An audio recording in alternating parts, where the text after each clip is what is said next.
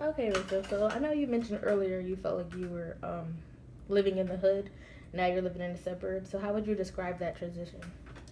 So when I say hood, I don't mean like Connecticut hood. I mean like New Jersey hood, like hood. I grew up in Newark. I don't know if you know where that is, but there's just a lot of poverty. Like the projects in Connecticut to me seem like townhouses. I'll put it like that. Oh, wow. So just like people living on top of each other, like no jobs, drugs, violence. Like I watched somebody like bleed out and die when I was like 4 or 5 years old in the streets. Oh my like God. gangs, all that stuff, and that stuff like has an impact on like the kids. Obviously, that's why like you have so many kids in the inner city. They like act out and all that stuff. How do you feel like that impacted you, though, seeing that at 5 years old? I mean, like, we lived in the hood, but, like, my parents had a mentality, like, you know, we weren't always going to be there. So, like, we didn't hang out with the neighborhood kids. Like, we were in after-school programs. We were doing sports. We were going to church. We were doing all different types of stuff. And, like, we were in private school at that point, too. So, like, we lived there, but, like, my parents made sure that that wasn't, like, what we were going to turn out to be. Which I'm grateful for. Yeah. Yeah. So how would the suburbs be for you, like growing up in the suburbs? I mean, it was always like too white for the black kids, too black for the white kids. So then when I moved to the suburbs and it was all white kids, they thought I was a hood rat, and I thought that was funny because when I lived in the hood, they were like, "You act white," so I was like, never quite. How did that make you feel though?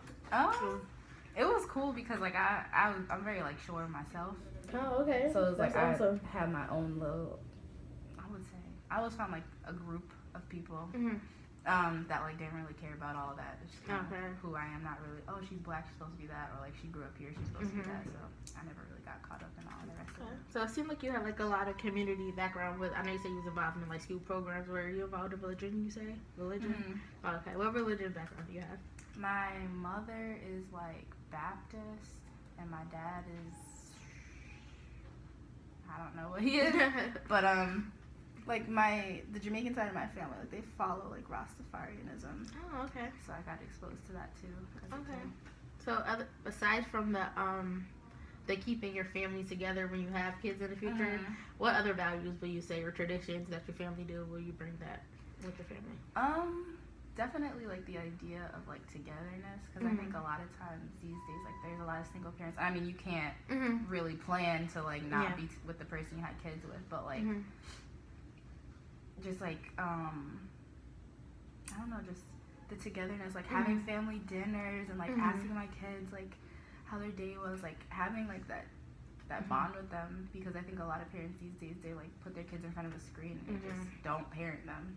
Okay, so that was like really important for you growing up, also being with your siblings around the table. Yeah, like we had like family dinners every night, at least school nights, like every night, and everybody would have to sit there, no phones. Awesome, that's good. Yeah, like the technology's taking over. Because like my mom was like, we have to connect or whatever it was that she would say.